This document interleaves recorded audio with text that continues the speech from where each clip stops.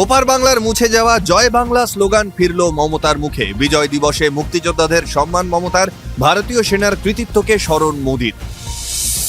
বিজয় দিবসের ভাষণে শেখ মুজিবের নাম নিলেন না ইউনুস, বাদ ভারতের অবদানও। ইউনুসকে ফ্যাসিস্ট তোপ দেগে দীর্ঘ বিবৃতি হাসিনার। হাইকোর্টে খারিজ কালীঘাটের কাকুর আগাম জামিনের আর্জি। নিয়োগ মামলায় শর্ত সাপেক্ষে জামিন প্রার্থীর 24 ঘন্টার মধ্যে তথ্য জমার নির্দেশ ইডিকে। বাংলাদেশ থেকে নির্বাসনের পর ক্রীড়া জগতেও বিপাকে সাকিব।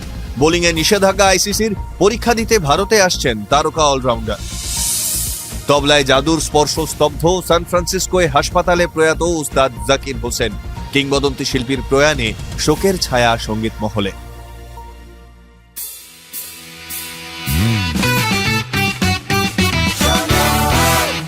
আপনি শুনছেন সংবাদ প্রতিদিন শোনো।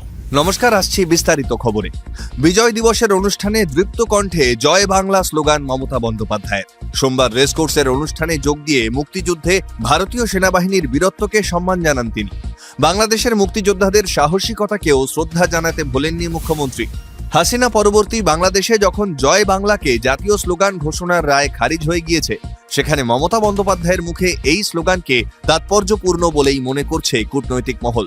এদিকে বিজয় দিবসে বাংলাদেশের মুক্তিযুদ্ধে ভারতীয় সেনার অবদানের কথা স্মরণ করলেন প্রধানমন্ত্রী মোদী। তিনি মনে করান 1971-এ পাকিস্তানকে সম্মুখ সমরে হারিয়েছিল ভারতীয় সেনা।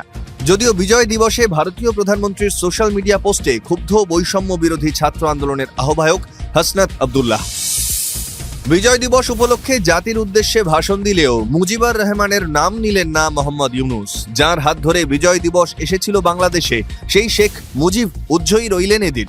শুধু তাই নয়, বাংলাদেশের অন্তর্বর্তী সরকারের প্রধান উপদেষ্টার ভাষণে বাদ গেল মুক্তিযুদ্ধে ভারতীয় সেনাদের অবদানের কথাও।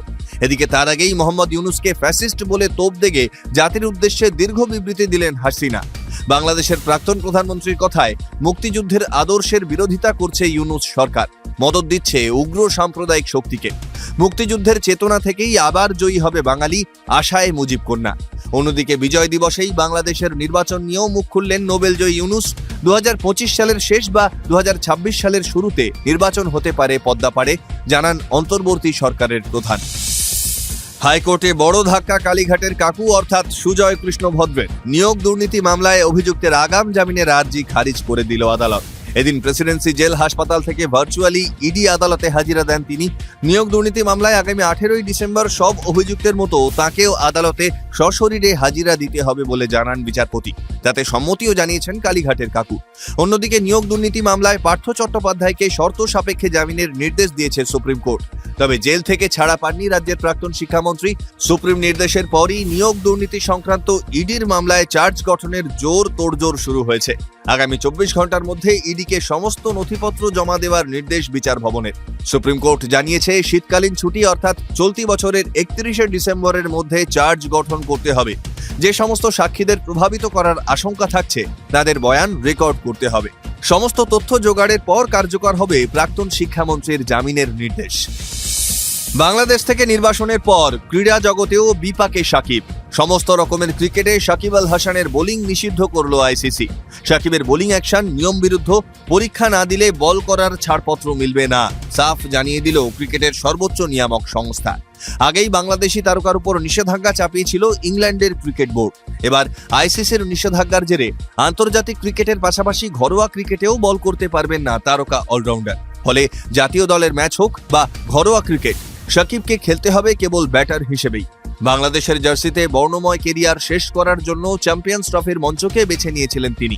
কিন্তু কেবল ব্যাটার হিসেবে কি জাতীয় দলে জায়গা পাবেন সাকিব, উঠছে প্রশ্ন।